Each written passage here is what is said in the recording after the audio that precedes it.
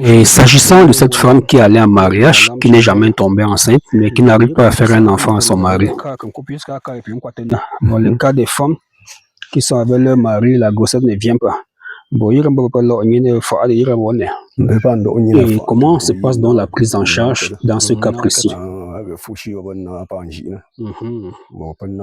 Il existe déjà un premier traitement qu'on prépare avec l'huile rouge et le pistache, que la dame va manger avec son mari, prendre un peu d'huile rouge et faire le signe de croix sur son ventre.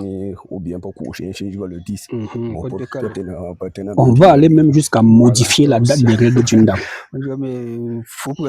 La médecine traditionnelle est extraordinaire. C'est ma première fois d'apprendre qu'on peut décaler la date des règles d'une femme et lui imposer une nouvelle date des règles afin de mieux la soigner.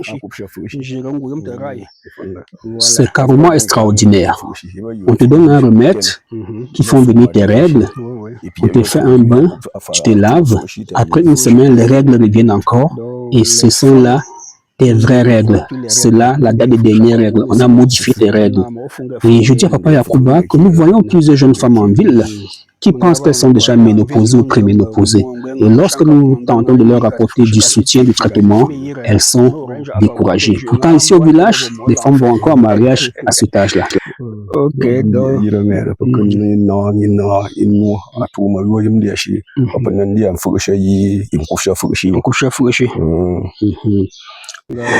Nous avons parlé de cette femme qui a l'eau sale dans le ventre, qui l'empêche de tomber enceinte. Parfois, le ventre chauffe. Nous avons parlé de cette femme qui tombe enceinte facilement, mais la grossesse ne reste pas. Et nous allons parler de cette femme qui est en mariage chez son mari, la grossesse ne vient jamais. Et on a vu qu'on pouvait modifier la date de ses règles. D'accord, désormais, si vous prenez un traitement qui bouleverse votre cycle, ne vous en faites pas. Voilà, certaines femmes même ont le lait qui coule. Oui, oui, il s'agit de la saleté. Saleté pas parce qu'elle ne se lave pas bien, non, parce que le lait est sale. C'est l'ancien lait de l'autre enfant qui est resté jusqu'à aujourd'hui. Quand tu es tombée enceinte, la grossesse a commencé à se former dans ton ventre. Ton corps s'est apprêté à produire le lait pour le bébé, mais la grossesse est sortie. Et depuis là, le lait sale là est resté.